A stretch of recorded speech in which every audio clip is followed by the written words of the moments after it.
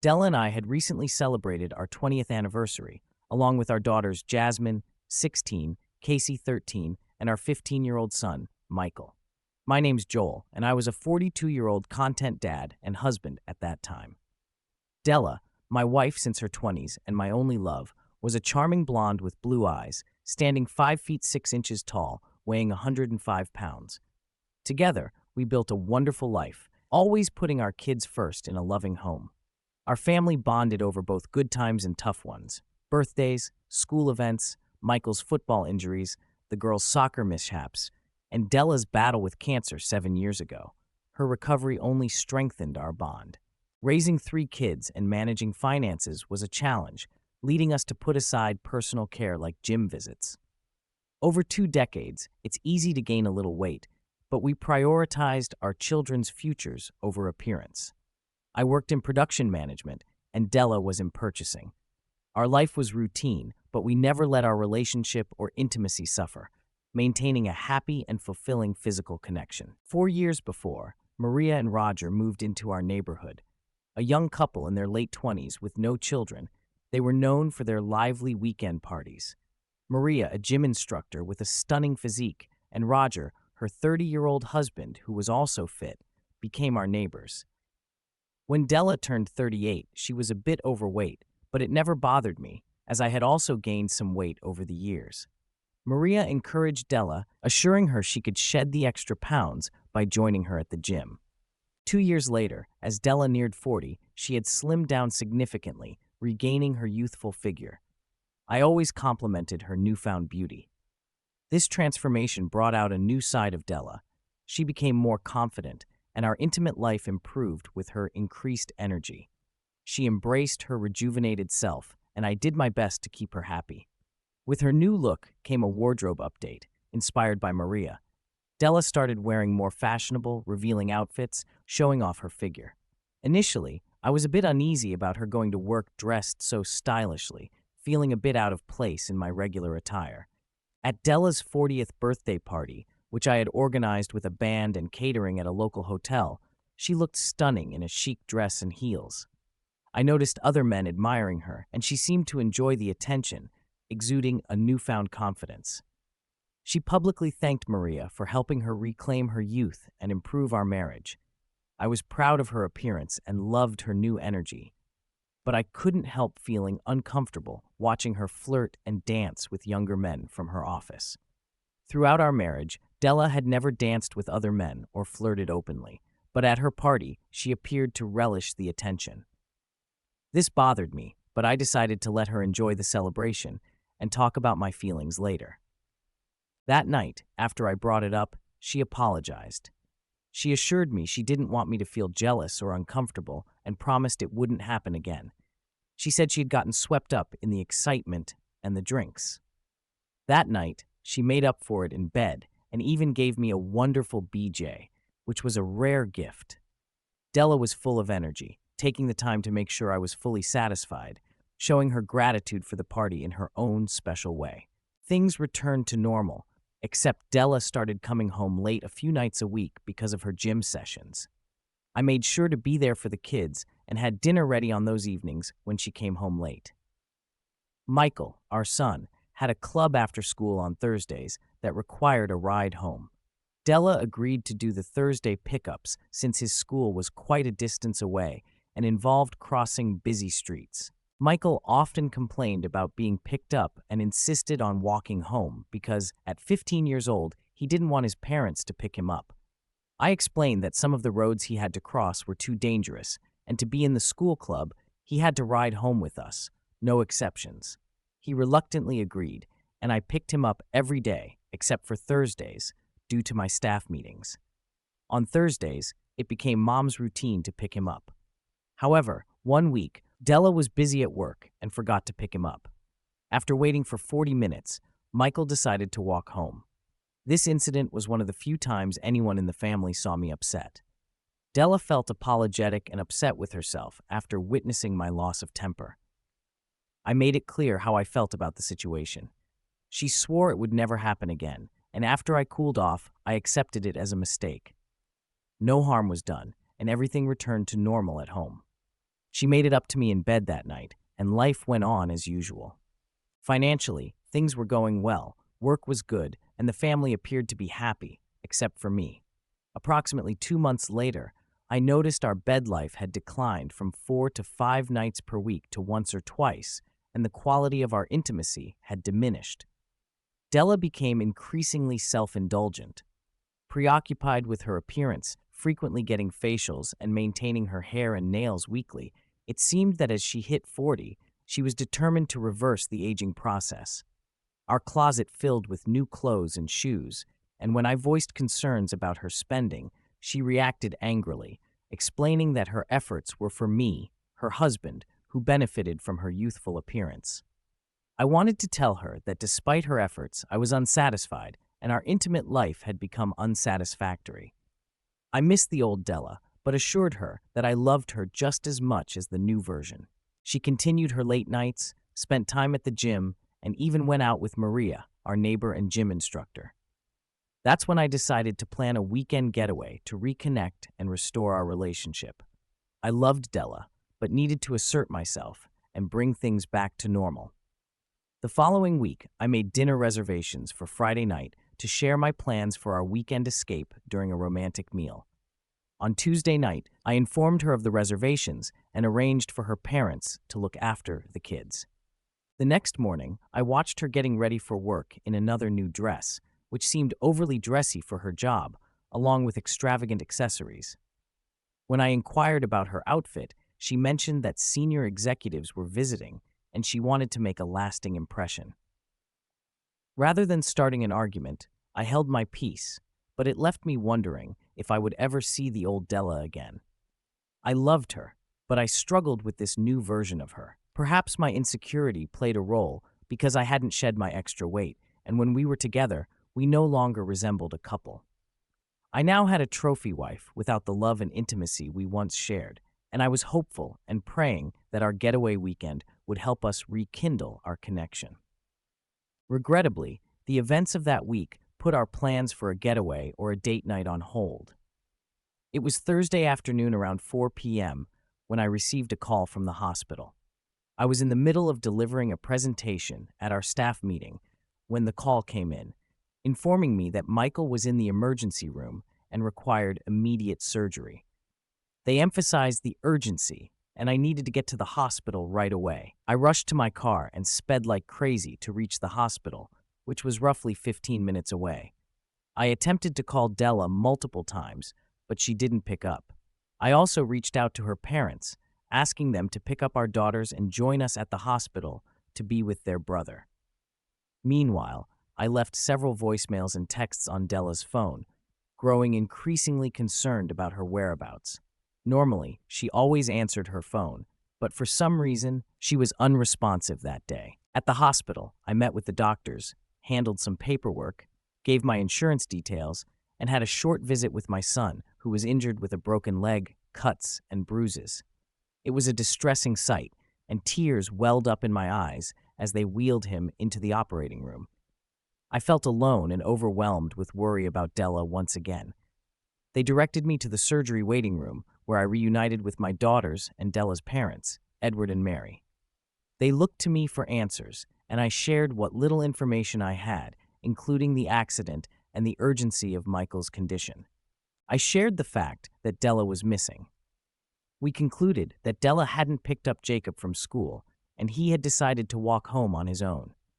I expressed my deep concern about Della's absence, her unanswered calls, and her failure to pick up Michael. We stood in a circle in the private waiting room, trying to piece together the situation. "Let me call her office again and see if they know anything," I suggested as I dialed her office number. I explained our son's accident and hospitalization and expressed my urgency in finding her. I asked the person on the other end about Della's whereabouts, and I was informed that she hadn't been seen since her lunch break. I shared the situation with our son and asked if she knew who Della had lunch with. She informed me that Della had left for lunch at 1 p.m. with Mr. Donnie, a sales representative from one of their suppliers. I requested Mr. Donnie's contact information so I could try reaching out to him to determine Della's whereabouts. After a brief wait, she sent me Mr. Donnie's business number, and I thanked her before hanging up. I immediately dialed his number, but there was no answer, and it went straight to voicemail. A sinking feeling washed over me, compounding the stress of our son's impending surgery. My wife appeared to be missing, along with a salesman. Tears streamed down my face from the overwhelming strain. Mary, Della's mom, offered me a comforting hug and encouraged me to stay strong. Anger began to well up inside me when I suddenly heard Jasmine shout, "I found Mom, Dad!" I turned to Jasmine, who was holding up her phone, and anxiously asked, "What do you mean?" She mentioned that her mom had installed a tracking app on their phones to keep tabs on them, and it worked for her phone too. She pointed at a blinking red dot on her phone and said that's where she was. I inquired about the location, and she zoomed in on the phone, revealing it was at a downtown hotel.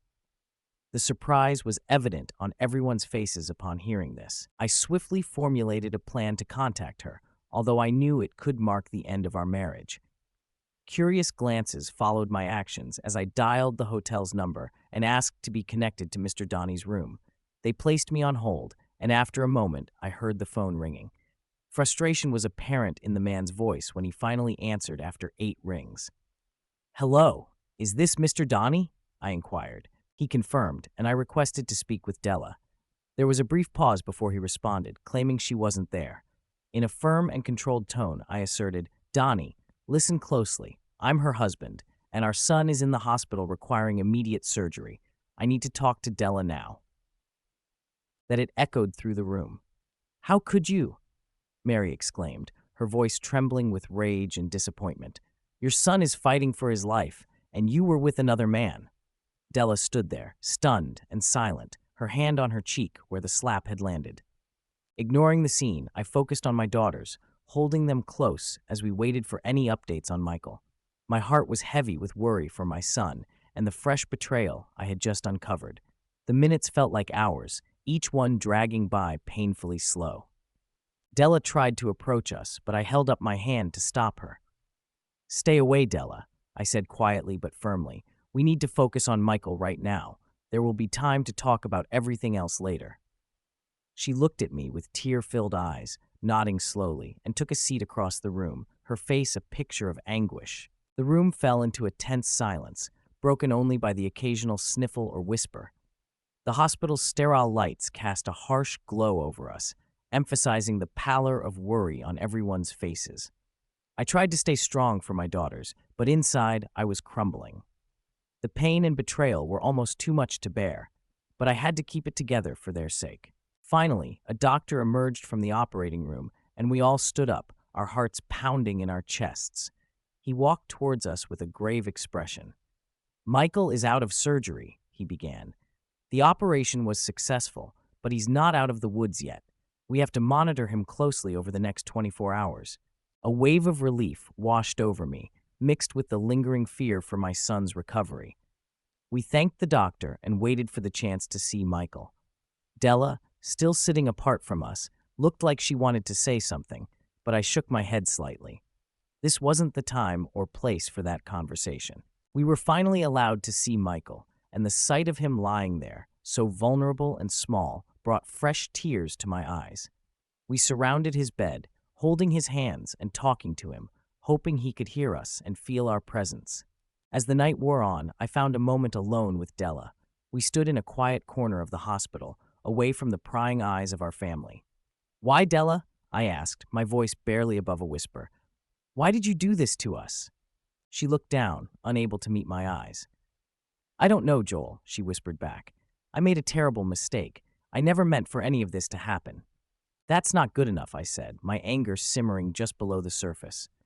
"Our son almost died today. You need to get your priorities straight. If you can't, then we have nothing left to discuss." She nodded, tears streaming down her face. "I know," she said softly. "I'll do whatever it takes to make this right, if you'll let me." "We'll see," I replied, turning back towards Michael's room. "Right now, our son needs us. That's all that matters." As I walked away, I felt the weight of the day's events pressing down on me. But I knew I had to be strong for Michael, Jasmine, and Casey. Whatever the future held, I would face it with them by my side, that it could have knocked down a grown man. Della's head almost spun around, and her face quickly reddened from her mother's blow. Mary, in tears, uttered, "You disgrace. We raised you better than this. This is all your fault. I hope you're satisfied."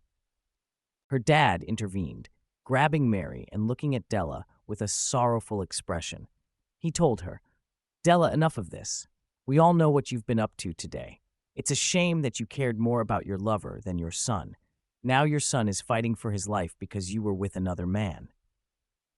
At this point, our daughter Jasmine cried out angrily, "I hate you.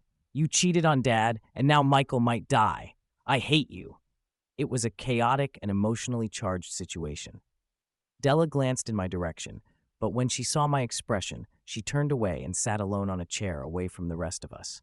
We spent the next 30 minutes waiting anxiously for updates on Michael's condition until a doctor arrived to speak with the family.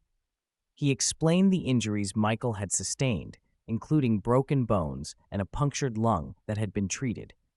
The doctor informed us that he would need a blood transfusion and asked if we could donate. We all agreed without hesitation. As we waited for our blood to be drawn, I couldn't help but glance over at Della. Her appearance was disheveled, and I realized she must have rushed out of the hotel room to get to the hospital. I couldn't help but comment, "Della, you look disheveled. Your nylons are missing, your makeup is smeared, and you haven't even brushed your hair. You smell like sex, and I suspect you're sitting here with your family while your body carries your boyfriend's scent. This is the height of disrespect." My comment caused her to finally lift her head and speak for the first time since her arrival. She responded, "He's not my boyfriend. Please don't say that. There's no one else. I only love you." I retorted, "Della, if he's not your boyfriend, then are you just sleeping with random men? Are you really just promiscuous? Please show me some respect. I'm not oblivious. You've been rejecting me for intimacy for the past 2 months. Even last night, you claimed to have a headache and turned me down again. Why, Della? Did you want to be with another man instead? Why, Della? Did you want to be all refreshed and ready for your boyfriend today? Look, this isn't the right time or place to discuss this. Just go home, freshen up, and return looking presentable. Our children and your parents don't need to see you like this. I don't want to discuss your betrayal or our divorce until after Michael gets better." She immediately replied, "Divorce? No, Joel, you can't divorce me. I love you. Please don't say that." I told her, "Della, we'll talk about our future, but not now. I can't expend my energy on you at this moment. My focus is on Michael, not what you've done to our family. Just go home and get yourself cleaned up. If you can't drive, I'll have your dad or someone else take you, but you need to leave now." Della looked utterly defeated but nodded in agreement. Her father gently guided her out of the waiting room, and I watched as she left, feeling a mixture of anger and sadness. Once she was gone, I turned back to my family.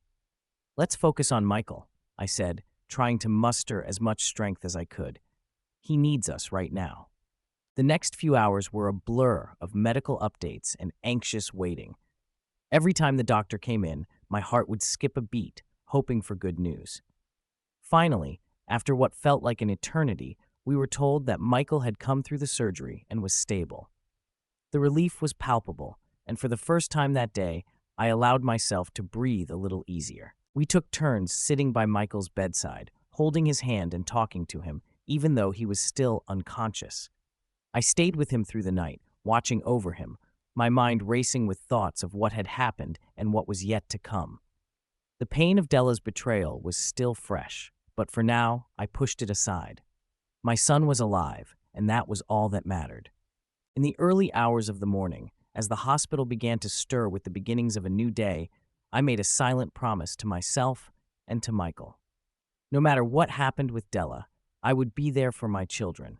They would come first, always, and I would find a way to heal, for their sake and mine. Michael won't be out of surgery for a while, and you should be here when he wakes up. She stood up, tears still falling, apologized, and left. About 2 hours later, Della returned with no makeup, her hair in a ponytail, and dressed in jeans and a sweater. She had stopped crying, but still looked worn out from the emotional turmoil. She sat with her parents, and our girls stayed by my side. I spoke to my daughters, emphasizing the importance of not harboring resentment towards their mother and the need for us to focus on Michael. I explained that we could have conversations about this situation later, but for now, we needed to come together as a family. For the next 2 days, we took turns keeping vigil for Michael, who remained in a medically induced coma. Finally, on the third day, we received positive news from the doctors, and Michael was going to be okay. He would need to stay in the hospital for a while, but he should be able to go home in about a week. We all cried tears of relief and embraced each other upon hearing the good news. Della tried to approach me, but I kept my distance and gently pushed her away as I comforted my daughters. Her world had shattered, and she didn't know how to reintegrate into the family or salvage her marriage. Since our family members were taking turns staying at the hospital, there were no sleeping arrangements for Della and me. However, on the third day, I decided to communicate my intentions regarding our living situation once Michael returned home. I informed Della that now that Michael was on the path to recovery, I would be sleeping at home again. I made it clear that I didn't want her in my bed, and given her involvement with others, I believed it was only fair for her to move her belongings into the guest room. She cried and professed her love for me, asking me not to kick her out. I told her that, for the time being, until Michael fully recovers, there is no us. She remains the mother of our children, and we will need her help with Michael's recovery. However, as far as I'm concerned, she and I are no longer a couple.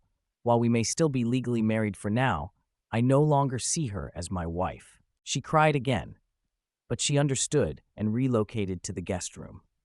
I also discussed this change with our daughters, and they comprehended the situation. We all agreed not to let Michael know what was happening until he was well into his recovery. I transformed our living room into Michael's recovery space, rented a hospital bed and wheelchair, hired a daytime nurse, and prepared for his return home.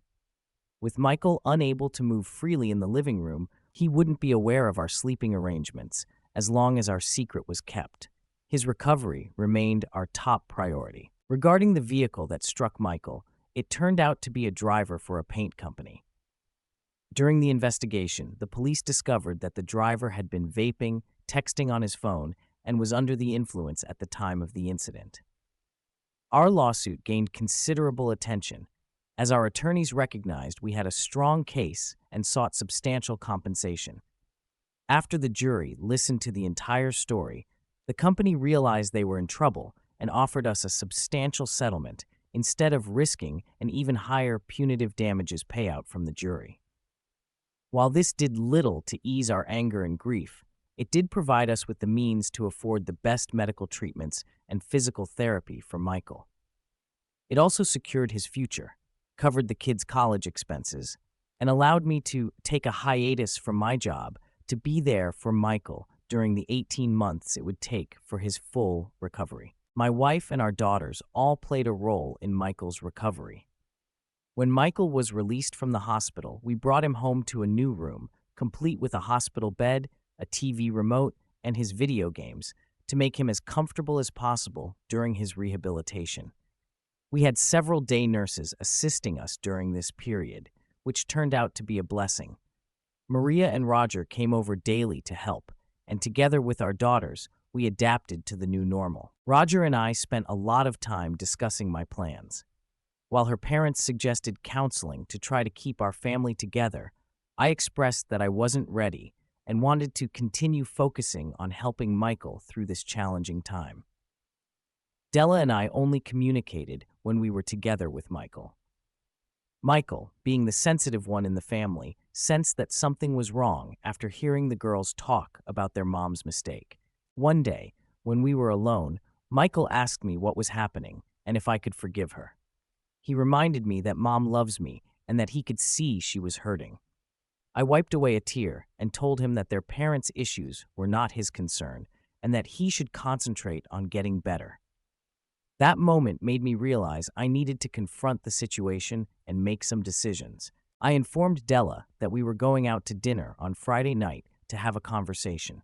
Maria and Roger took care of the kids that evening. We went to our favorite Italian restaurant, and after a few drinks, I decided it was time to talk. I asked the waiter to give us some time before we ordered. It was the first time since the accident that I had spoken directly to Della. Until that night, I had only responded to questions or participated in conversations. So for the first time since the accident, I spoke directly to Della about our future together. I said, Della, I understand it's been tough for you, and it's not fair that you're in the guest room. Since the accident, I haven't had a chance to think about our future, but over the past few days, I've come up with a solution to alleviate the stress the family is experiencing due to our situation. I'll look for an apartment near the house, and you can move back into the master bedroom. Once Michael is on his feet, I'll begin the divorce process. I want to wait until he's better before he learns the full reason for our separation. A tear fell from her eye, and I felt like a boy who had just lost his best friend as I held back my own tears for the loss. All the years of love I had for this woman were tarnished by one selfish act, and now both of us were paying for her actions. She asked if there was any way I could forgive her and let her back into my life. I responded, Della, I love you, and I probably always will. Aside from Michael's accident, losing you has been the hardest thing I've ever faced. I just don't see a way back. Your selfish choice to put your boyfriend before our family and betray my love is something I'm not sure I can ever get over. Our son Michael nearly lost his life because you chose to be with Donnie. Take a moment to consider my perspective on this. She asked me not to mention his name and admitted that she has despised herself since that day, recognizing that she messed up badly and doesn't deserve anything from me or our daughters. She wondered if there was anything she could do to make amends. I replied that I doubted it, given that, as far as I knew, she hadn't taken any steps to resolve the situation, which seemed to indicate her lack of genuine concern. I added that once our divorce was finalized, she could pursue her relationship with her boyfriend or anyone else. With her new appearance and charm, she could likely attract any man she desired. She acknowledged this, but emphasized that since the accident, she had been trying to make things right. She said, I've been seeing a therapist and working on understanding why I made those choices. I've stopped seeing Donnie completely and blocked all contact with him. I know I can't undo what I've done, but I'm committed to becoming a better person for our kids and for myself. I listened, feeling a mix of emotions. It's a start, Della, I said, but it doesn't change what happened. I'll always support you being a better person for our kids, but as for us, I need time to heal. Maybe someday we can be friends, but for now, I need space. She nodded, tears streaming down her face. I understand, Joel.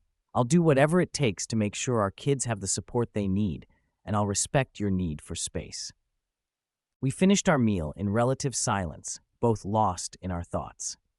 When we returned home, I moved some of my things into the guest room to give Della the space she needed in the master bedroom. It was a small step towards finding some semblance of normalcy for our kids. As Michael continued to recover, the household adapted to the new dynamics. Our daughters were resilient, focusing on supporting their brother and adjusting to the changes. Della and I remained cordial, communicating only about matters concerning the kids. It wasn't easy, but it was necessary. In time, I found a nearby apartment and began the process of moving out. I made sure to be present for Michael's recovery and to support my daughters through the transition.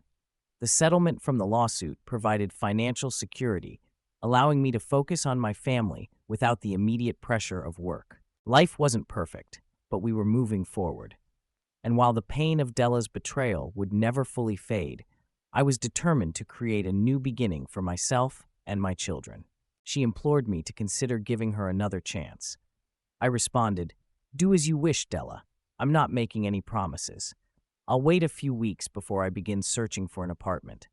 However, I must admit that when I reflect on the months leading up to the accident, the way you treated me, the lack of intimacy, and your self-centeredness, I can't help but believe that you genuinely don't care.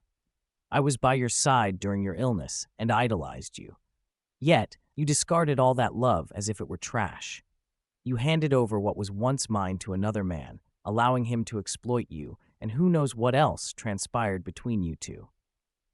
I'm not sure how I can move past that, Della. Tell me, how long were you involved with Donnie before that day? She confessed that she had never been with him before that incident and that it had only happened once, insisting there was no one else. I clarified that her response didn't address my question about the duration of her relationship with Donnie. It was evident that they had made plans before that day. I speculated that they might have had lunches, after-hours drinks, exchanged special text messages, or even emails. I asked if I would discover evidence of a relationship if I checked her phone's text messages or emails. I explained to her that an affair involves more than just physical intimacy. It encompasses emotional involvement and attention given to another person. I urged her to be honest. She finally admitted that it began about 3 months before the accident, right before her 40th birthday. She mentioned feeling old, but when Donnie learned she was turning 40, he began complimenting her and making her feel young and desirable. She knew it was wrong, but couldn't deny that she enjoyed the attention from a younger man. She mentioned that she began to feel attractive again, and his constant flirtations contributed to this. She admitted that after 20 years of being with only me, she suddenly felt like a schoolgirl. Donnie persistently asked her out to dinner, and his continued flirting made her feel even more desirable. On the day of the incident, he took her to lunch, but surprised her by taking her straight to his hotel room, suggesting they order room service. It didn't take long for him to seduce her, and she's been regretting her actions every moment since. She emphasized that it was a one-time mistake, and she vowed never to repeat such behavior. Listening to her confession, I felt a mixture of anger and sadness. Della, I appreciate your honesty, but it doesn't make this any easier. Our son nearly died because you were distracted with someone else. You need to understand how deeply you've hurt our family. I know, Joel, she said, her voice breaking. I know I've caused so much pain and I'm truly sorry. I just hope that someday you might find it in your heart to forgive me. I don't know if I can, I replied, trying to keep my voice steady. Right now, my focus is on Michael and the girls. We'll see what the future holds, but for now, let's just get through this as best we can. The next few weeks were challenging. We continued to support Michael in his recovery, and Della tried to make amends in small ways, but the trust between us was shattered. I moved some of my things into the guest room to give us both space. We communicated only when necessary and kept things civil for the sake of our children. Despite the ongoing tension, our family found moments of unity and strength, particularly as Michael's condition improved. The lawsuit settlement allowed us to provide the best care for him, and his recovery became a shared goal that helped us temporarily set aside our differences. During this period, I began to attend therapy sessions to process my emotions and understand the best way forward. The therapist helped me realize that while forgiveness might come with time, it was crucial to prioritize my own well-being and the stability of our family. One evening, after another long day of managing Michael's care and supporting our daughters, Della approached me with a tentative look in her eyes. Joel, I know things are still difficult between us, but I wanted you to know that I've decided to continue seeing a therapist. I need to understand why I made those choices and how I can become a better person. That's a good step, Della, I acknowledged. But remember, it's going to take more than just therapy to rebuild trust. Actions speak louder than words. I understand, she said quietly. I'm willing to do whatever it takes for our kids and for myself. As Michael's health improved and life began to settle into a new routine, I continued to evaluate my feelings and the future of our relationship. The pain of betrayal was still raw, but seeing Della's genuine efforts to change offered a glimmer of hope. Whether or not we could repair our marriage remained uncertain, but for now, we were united in our commitment to our children's well-being. In response, I reminded her of her enjoyment of dancing and flirting with younger guys at her birthday party. I mentioned our previous conversation about it and acknowledged that since she started going to the gym with Maria, she had undergone changes.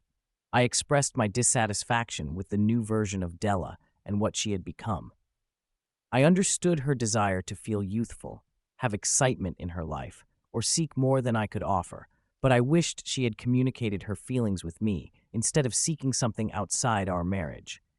I didn't want to live with a partner who made me feel like I had to compete with younger men or that she was engaging in secretive activities. My confidence in myself, our marriage, the trust I had in her, and our life together had all been eroded. I conveyed my uncertainty about whether anything could be done to mend our relationship. After our conversation, we ate in silence, both processing the discussion, and then returned home. Roger seemed hopeful, but I shook my head and thanked him for looking after the kids. When we entered the house, Maria noticed Della's tears and realized that nothing had changed. At least we had made an effort. A month later, Della surprised me by making dinner reservations and taking charge of the conversation. She acknowledged that I had been right about everything, admitting that for the past 2 years, she had moved on without me and had only focused on herself while trying to improve her physical shape. She acknowledged that what she had done was unforgivable and couldn't be undone or changed. She informed me that she had been seeing a therapist to help her deal with the guilt from her actions. She described how every night she had cried for hours, reflecting on how close she had come to losing our son and damaging the man she loved. Her therapist had been instrumental in helping her understand the pain her selfish actions had caused and how she had hurt me in the worst way possible. She also mentioned that the therapist had provided some insights into her poor choices. She explained that her actions had been a cry for attention or possibly a midlife crisis, but she disagreed with her and took complete responsibility for her own mistakes. She acknowledged that she had messed up, made poor choices, and had convinced herself that she deserved to enjoy her newfound youth after putting in so much effort to look good. Initially, her intention was just to get in shape, but as she shed the extra weight, she started receiving a lot of attention from men. This newfound attention made her feel youthful, attractive, and desirable, which was particularly impactful as she approached her 40th birthday. As she spoke, it was evident that she was struggling to hold herself together, and I sat in silence, allowing her to continue. She admitted that what was truly baffling was that she had loved our life, our children, and me deeply, but she had let her insecurities and the desire for external validation lead her astray. She tearfully expressed that she was willing to do whatever it took to make amends and hoped that someday I might be able to forgive her. Listening to her, I felt a mixture of empathy and frustration. "Della, I appreciate your honesty and the effort you're making to understand your actions," I said. "But the trust we had is shattered. It's not something that can be easily rebuilt. Our focus right now has to be on our children and Michael's recovery. I need time to process all of this and figure out where we go from here." She nodded, tears streaming down her face. "I understand, Joel. I'll give you all the time you need. I just want you to know that I'm committed to being a better person for our family, even if that means we can't be together." In the weeks that followed, we continued to co-parent and support Michael through his recovery. Della's efforts to make amends and her dedication to therapy were apparent, but the pain of her betrayal still lingered.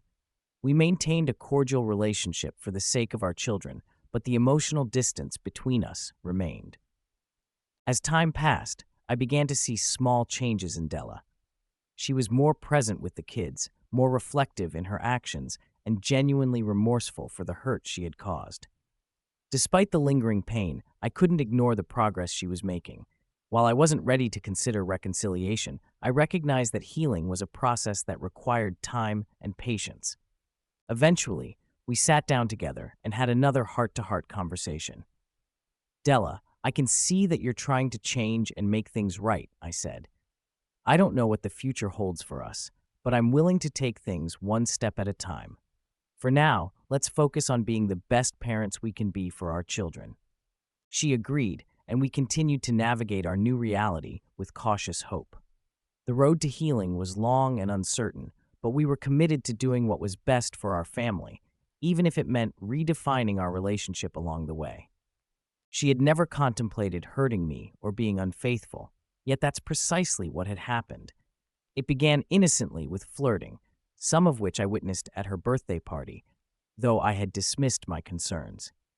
Then came the lunches and more flirting, until she ultimately allowed herself to make a terrible mistake, during a meaningless afternoon of sex. I despise myself for what I did, she continued, her voice filled with regret, and I now realize that it's not reflective of who I truly am. I want you to understand how deeply sorry I am for the pain I've caused you and the damage I've inflicted upon our son. I carry an immense burden of guilt and suffering each day. My actions were entirely selfish, driven by my own desires, and I wasn't considering the consequences for our love and marriage. What I'm sharing with you isn't an excuse, she emphasized. I don't expect your forgiveness because I violated our vows, betrayed your trust and affection. I'll accept it if you decide you want the worst for me in light of what I've done, though it will sadden me. Ultimately, I want you to be happy and with someone you can trust. In the meantime, I'm committed to making an effort to win you back. She paused, taking a deep breath before continuing. Joel, during our last dinner, you pointed out that I hadn't taken any steps to salvage our marriage, and I confessed that I had been so preoccupied with our son's well-being that I didn't know how to save us. Since that moment, I've spent the past month working to demonstrate what I've done to try and bring you back. She maintained her composure and spoke with a serious tone, outlining her plan. First and foremost, she revealed that she had submitted her resignation and intended to become a stay-at-home mom. She planned to care for Michael full-time, eliminating the need for day nurses. She had also informed her boss, Mr. Connor, about her affair with the supplier. Given the supplier's standing in the community and church, her boss had called the supplier and conveyed that they would sever their business relationship unless they immediately terminated Donnie. It turns out that our company is their largest customer, and a significant portion of their revenue depends on our business. Before we went out tonight, I discovered that we weren't the first ones to complain, and Donnie had indeed been fired. Seeing that, she visited Donnie's wife, Patricia, and extended her apologies for their actions. When she recounted the entire story and her efforts to mend things with me, the only man she's ever loved, she broke down in tears. Patricia responded with more kindness than she had expected, possibly understanding the guilt and remorse she was experiencing. Patricia tried to console her and mentioned that it wasn't entirely her fault, as Donnie had a reputation as a womanizer with a knack for seducing women. However, she also admonished her not to disrespect the man she loves ever again. Patricia wished her luck in reconciling with me and mentioned that while this wasn't the first time something like this had happened, it would certainly be the last. Della got the sense that Patricia might be seeking legal advice. After leaving Patricia, she called Maria and informed her that she was discontinuing her gym membership. She also planned to continue with therapy. She had come to the realization that she was a mature woman with a family that relies on her, and if given the opportunity, she was determined to be the best mom and wife she could be. Additionally, she decided to give away all of her new clothes, retaining only a few items more suitable for someone of her age. Continuing her narrative, she mentioned that she had been researching articles about affairs over the past few weeks. She had even read stories where wives subjected themselves to polygraph tests to answer all the questions their husbands had. "I know this doesn't fix everything, Joel," she said, her voice breaking. "But I'm willing to do whatever it takes to prove to you that I'm serious about making things right. I'll take a polygraph, I'll continue therapy, and I'll put our family first in everything I do. I just hope that someday you can find it in your heart to give us another chance." I listened to her, feeling a mixture of emotions, anger, sadness, and a glimmer of hope. "Della, I appreciate all the steps you're taking," I finally said, "but trust is something that takes time to rebuild. Right now, my focus is on Michael and our kids. We'll take this one day at a time and see where it leads us. I'm not making any promises, but I can see that you're making an effort." Tears of relief and sadness filled her eyes. "Thank you, Joel. That's all I can ask for right now. I'll keep working on myself and doing whatever it takes to support our family." With that, we finished our meal in a contemplative silence, both of us processing the enormity of the changes ahead. It was a small step towards healing, but it was a step nonetheless. The road to recovery would be long and uncertain, but for the sake of our children and the life we had built together, it was a journey we were both willing to undertake. She found that there were approximately 20 common questions that needed answers. Consequently, she made an appointment last week and visited an office downtown that specialized in lie detector exams. She had them ask her all the questions she had prepared. They considered her questions unorthodox and not typical, but agreed to incorporate them randomly with their regular questions. She provided them with the list of questions she knew I must have been pondering and answered them truthfully. In a desperate tone, she explained, "This envelope contains the answers to your questions. I want you to know that I haven't opened it or looked at the results. I'm confident in what's true, and I believe these results will confirm my honesty. I'm even willing to undergo regular testing every few months to demonstrate how much I love you and that you can trust me again." I also consulted with an attorney and requested her to draft a postnuptial agreement as a way to demonstrate my seriousness in trying to regain your trust. This postnuptial agreement stipulates that if I were to make the same mistake again, I would willingly forfeit custody of our children and vacate our home without seeking any support or alimony. I've learned that this is a common practice for individuals who have cheated, like me. Yes, I acknowledge what I've done, and I've come to terms with the label, no matter how tarnished it may make me feel. I'm aware that I have a lot of amends to make, and I promise to prioritize you above all else. You'll find the postnuptial agreement, along with the polygraph test results, in the envelope. I was taken aback by her actions and her revelations about what she had done. My wife recognized the impact on our family and our marriage. I asked, "Well, Della, I must admit I'm surprised by your efforts. It's certainly something to ponder, but I have one pressing question. Why are you so determined to salvage this marriage? You've clearly lost respect for me as your husband, and you were seeking something else. With your looks and physique, you can have any man you desire. You need to be honest with yourself and contemplate why you want to remain with me, an overweight, middle-aged man. Given your feelings towards me, I can't comprehend why you'd want me now. My suspicion is that you feel guilty about being caught and want forgiveness to alleviate that guilt." "No, that's not it," she responded. "I want us to get back together because I love you. You were there for me when I was ill, took care of me, nursed me back to health, and never once complained all those years. Your love has always been unwavering. I took it all for granted, and now I realize how precious that love truly is. There's no one else I desire, and I can't even envision being with someone else. It has always been you, and I squandered it. Honestly, you've always fulfilled my needs sexually, and you've always made me happy. I just took everything for granted and stopped thinking about anyone else but myself, and that will never happen again." As she sat sobbing uncontrollably in the restaurant, her cries growing more intense, we began to attract the attention of other patrons. I went over to her, put my arms around her, and held her close as she wept into my shoulder. My heart ached from witnessing her pain, and I wasn't certain how much more of these emotional roller coasters I could endure. After she calmed down, she handed me an envelope and told me to read the contents later when I was alone in bed. It certainly piqued my curiosity, and I wondered what revelations awaited me. Upon arriving home, and just before we pulled into the driveway, she gazed at me with the saddest eyes I had ever seen and said, "Please don't leave us, Joel. Don't move out of our home.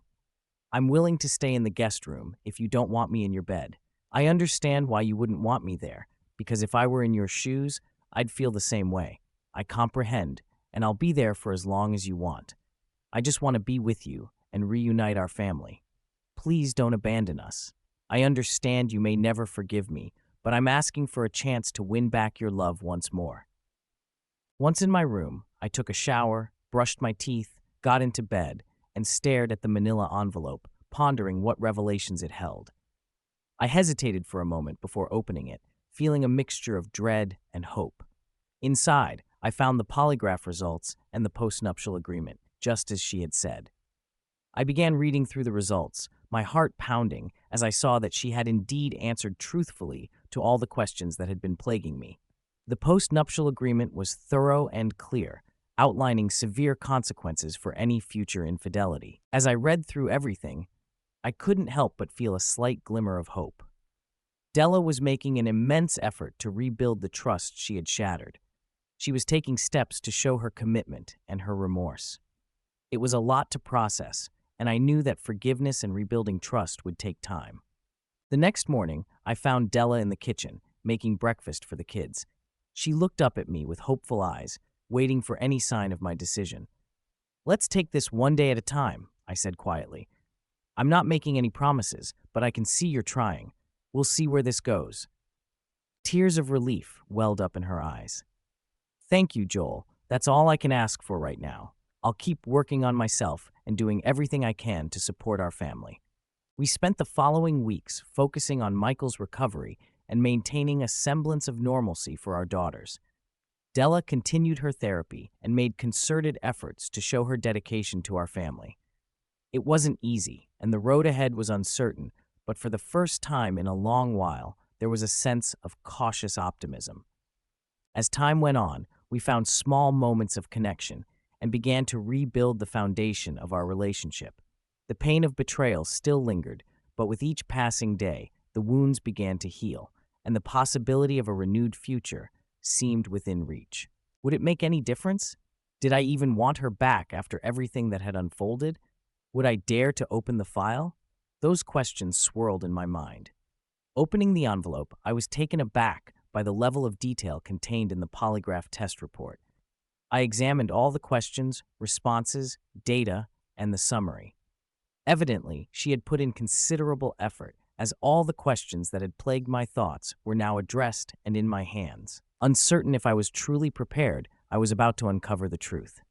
The questions appeared to be scrambled and presented out of sequence, perhaps intentionally designed to prevent her from anticipating the next inquiry. It was apparent from the questions that Della herself had crafted them, as they didn't adhere to the typical format of a polygraph test. Reading her answers, I slept soundly that night, still uncertain about my future, but somewhat relieved by the answers to those pressing questions. The following morning, I approached Della's room and requested her presence at a family meeting.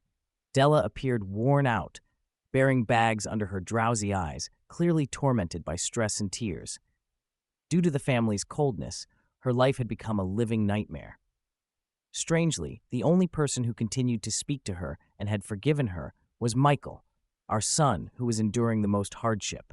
He was the first to extend forgiveness to his mother. This marked our initial family meeting since the incident, and Della seemed apprehensive as she sat alone on the couch. I walked over, took a seat beside her, and held her hand, fully aware that this would be a challenging conversation. I began, "I'll speak on behalf of all of us, Della.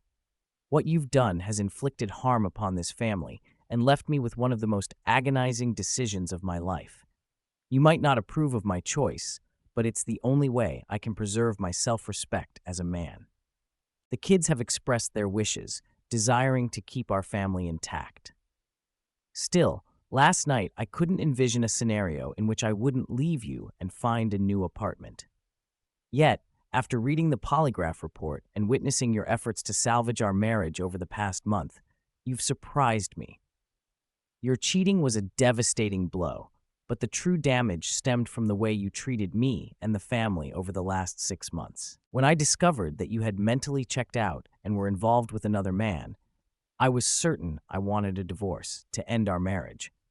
In addition to the pain this caused, I was incensed because your infidelity played a part in Michael's injuries, making it unforgivable. After careful consideration, I genuinely believe that if the roles were reversed and I had an affair that resulted in Michael's accident, there would be no room for discussion, and you would have already shown me the door. However, for some inexplicable reason, I still hold love for you, and the prospect of losing you will inflict even more agony than the pain you've already caused me. It's a genuine conundrum, but my affection for you remains unwavering. Despite the wishes of those around us, I cannot continue in this marriage knowing that you've betrayed my trust, shattered your commitment to fidelity, and violated our marital vows. By staying married to you, I'd essentially be condoning your actions, and as much as it might sound harsh, I've made the firm decision to proceed with a divorce." Della's face crumbled as she heard my words. Tears streamed down her cheeks, and she seemed to shrink into herself. "Joel, please," she whispered. "I understand why you feel this way, but please reconsider. I'll do anything to make it right." I shook my head, feeling the weight of my decision settle in my chest. "Della, this is the hardest thing I've ever had to do, but I need to respect myself and the values we once shared. I can't live a lie." She was devastated, but she grasped that my mind was firmly made up and there was no changing my decision. The kids were somber, understanding the gravity of the situation. We all had a long road ahead of us, filled with healing and rebuilding, but I hoped that in time we would all find peace and a way forward. I've forgiven her, but trust is something I can no longer extend. The divorce process took a couple of months and went uncontested. We divided our assets evenly, and since our children were grown, custody wasn't an issue. I won't delve into every detail, but it all transpired smoothly. I have to give her credit. She made it abundantly clear that her top priority was reuniting our family. There were moments when thoughts of Della crossed my mind, but that was due to the lingering love I held for her. We maintain contact, and everyone is content, including our children. Overall, we're all managing well, and the events of that fateful day are now firmly in the past, never to be revisited. Michael made a full recovery, and thanks to the months of physical therapy, he developed a habit of regular exercise. As for my own love life, I'm presently unattached, but eagerly anticipating what the future holds. Regarding Donnie, he faced the consequences of his actions and the damage he inflicted on my family and marriage. His wife promptly kicked him out and served him divorce papers after Della confessed her indiscretions. He ended up in a small studio apartment following his termination. His attempts at dating were short-lived as potential partners discovered his history of infidelity. I learned about his struggles through his ex-wife, who thought it might aid in the healing process after my wife's affair.